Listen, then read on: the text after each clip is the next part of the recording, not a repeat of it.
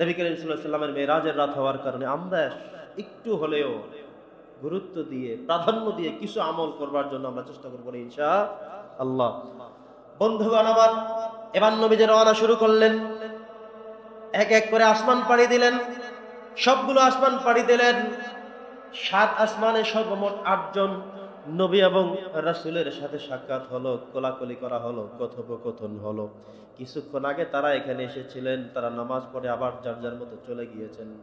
এখানে সবাই রুহানি ভাবে এসেছেন, কিন্তু জিসমানি ভাবে আল্লাহ তাআলা তাদেরকে ওই 7 আসমানে 8 জনকে রেখেছেন। নবীজি সবার কাছে গিয়েছেন। প্রথম আসমানে গিয়ে আদম নবীর সাথে সাক্ষাৎ, জিবরাইল আমিন এবার পরিচয় করিয়ে দিলেন। কিছুক্ষণ আগে যে নামাজ পড়ে এসেছিলেন উনি সেই নবী মুহাম্মদুর রাসূলুল্লাহ। কোথায় যাচ্ছেন? বলে আল্লাহর সাথে সাক্ষাৎ করার জন্য আমরা রওনা করেছি। সুবহানাল্লাহ। কোথায় যাচ্ছেন? যে আল্লাহর সাথে সাক্ষাৎ করতে। বলে কি বলেন না বলেন? বলে হ্যাঁ, আমি জিবরাইল নিয়ে আসছি, একদম জমিন থেকে নিয়ে আসছি। এখান থেকে এরপরে উপরে আস্তে আস্তে করে একদম জায়গা মতো নিয়ে যাব। সিদ্ধান্তটি কার? আল্লাহর সিদ্ধান্ত। হিংসা করে টেনশন করে লাভ নাই। আপনাদের সৌভাগ্যে জুটে নাই, ওনার জন্য জুটেছে। উনি স্বয়ং আল্লাহ তাআলার মেহমান। আল্লাহ তাআলা আমাকে পাঠিয়েছেন, আমি নিয়ে যাচ্ছি। অতএব এখানে টেনশন করার, হিংসা করার, বিদ্বেষ করার কোনো কারণ, কোনো প্রয়োজন নাই। সুবহানাল্লাহ পড়েন। বন্ধুগণ আমার, এবার নবীজিকে নিয়ে যাওয়া হলো 7 আসমানে পর্যায়ক্রমে। চতুর্থ আসমানে হযরত ঈসা আলাইহিস সালাম সাথে ইয়াহইয়া আলাইহিস সালাম, দুজন নবী একসাথে একই আসমানে রয়েছেন। সপ্তম আসমানে রয়েছেন হযরত ইব্রাহিম আলাইহিস সালাম। সবার সাথে কথা হলো, সৌজন্য সাক্ষাৎ হলো, মুসাফা হলো, দোয়া হলো। হযরত ঈসা আলাইহিস সালাম এই নবীর উম্মাহ হওয়ার জন্যই তিনি দোয়া করেছিলেন। আল্লাহর কাছে বলেছেন, হে আল্লাহ, আমাকে তুমি ইনজিল কিতাব দিয়েছো, রাসূল বানিয়েছো, সম্মানিত করেছো, তবুও আমার ইনজিল কিতাবের মধ্যে আমি এমন একজন রাসূলের কথা দেখতে পেয়েছি, এমন একজন রাসূলের কথা আমি বুঝতে সক্ষম হয়েছি, যিনি আমারও 1000 বছর পরে আসবেন, যার নাম হবে মুহাম্মাদুর রাসূলুল্লাহ, যিনি আমরা যারা নবী ছিলাম আমাদের সবার থেকেও সেরা নবী, শ্রেষ্ঠ নবী। ওগো আল্লাহ, তুমি আমার এই দোয়া কবুল করো। আমাকে যে নবুয়ত এবং রিসালাতের দায়িত্ব দিয়েছো আমি সব পূর্ণ করব।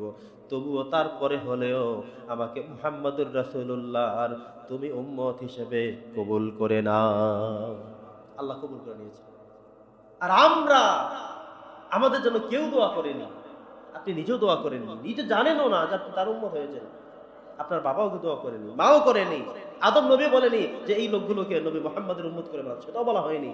কিন্তু আল্লাহ তাআলা অত্যন্ত খাস করে রহমত দিয়ে, মায়া করে, দয়া করে আমাদেরকে যে তার উম্মত বানিয়েছেন, আমরা খুশি না বেজার?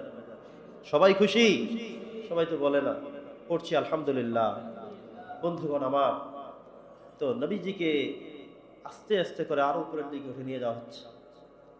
ঈসা আলাইহিস সালাম যখন দেখলেন, তিনি বুঝলেন যে এই সেই নবী যার উম্মত হওয়ার জন্য আমি দোয়া করেছি, আল্লাহ কবুল করেছে।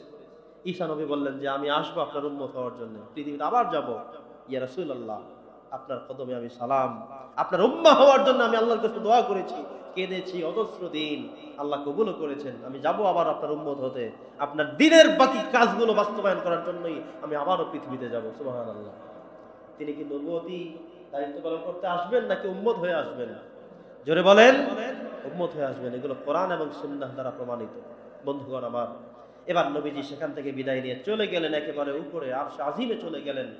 জিবরিল আমিনকে নির্ধারিত জায়গায় থেমে গিয়ে বললেন যে হুজুর, আমার ভিতরে যাওয়ার আর অর্ডার নেই, আপনি চলে যান। এবার নবীজি ভিতর প্রবেশ করলেন। ফেরেশতারা বাহিরে দাঁড়ানো। এতদিন পর্যন্ত শুধুমাত্র জিবরাইল না, সেই সাথে অসংখ্য ফেরেশতা রয়েছেন। ফেরেশতারা চতুর্দিকে দাঁড়িয়ে দাঁড়িয়ে তাসবিহ পড়ে, তারা দোয়া করে, তারা রুকু করে, তারা সিজদা করে। তারা বলেছিল, হে আল্লাহ, নাহনু নুসাব্বিহু বিহামদিকা ওয়া নুকদ্দিসু লাক, আমরাই তো তোমার প্রশংসা করি, তোমার দিনরাত তোমার তাসবিহ জপি, এরপরে মানুষ কেন আবার পাঠাবা? আমরাই তো সবকিছু করি। তার মানে হলো ফেরেশতারা আল্লাহর আরশ আজিমের চতুর্দিকে, তারা সেখানে তাসবিহর মধ্যে লিপ্ত। কেউ রুকুতে, কেউ সিজদায়, কেউ দাঁড়ানো, কেউ বসা, সবাই তাসবিহ পড়ে। যখন দেখলো এতদিন পর্যন্ত, আজও পর্যন্ত কোনো মানুষকে, কাউকে এই পর্দার ভিতরে ঢুকতে দেখি নাই, জিবরাইলকেও ঢুকতে দেখি নাই, আজকে উনি কে এসেছেন, কোত্থেকে এসেছেন? উনি তো সরাসরি ভিতরেই চলে গেলেন, উনি আবার কে? একে অপরকে জিজ্ঞাসা শুরু করলো, কান দাঁড় করে রাখলো। ভিতরে কি হয় শুনবে, আল্লাহর কে অর্ডার দেন, তিনি কি বলেন শুনবে। এবার নবী মুহাম্মদুর রাসূলুল্লাহ সাল্লাল্লাহু আলাইহি সাল্লাম প্রবেশ করা মাত্রই তাহিয়াত অভিবাদন করলেন। আত্তাহিয়াতু লিল্লাহি ওয়াস সালাওয়াতু ওয়াত তাইয়্যিবাত, হে আল্লাহ আপনার জন্য তাহিয়াত অভিবাদন জানালাম, ওয়াস সালাত ওয়াস সালাম, আপনার জন্য সালাত এবং অভিবাদন আমি উপস্থাপন করলাম। এবার আল্লাহ তাআলা নিজেই নবীজিকে সালাম প্রদান করে বলেন, আসসালামু আলাইকা আইয়ুহান নবী। সুবহানাল্লাহ পড়েন। হে রাসূল আপনার জন্য আমার পক্ষ থেকে সালাম, আসসালামু আলাইকা আইয়ুহান নবী ওয়া রাহমাতুল্লাহি ওয়া বারাকাতুহু, আমি আল্লাহর পক্ষ থেকে রহমত, বরকত এবং শান্তি আপনি রাসূলের উপরে বর্ষিত হোক, এটা আমি আল্লাহর পক্ষ থেকে সালাম করি। সুবহানাল্লাহ।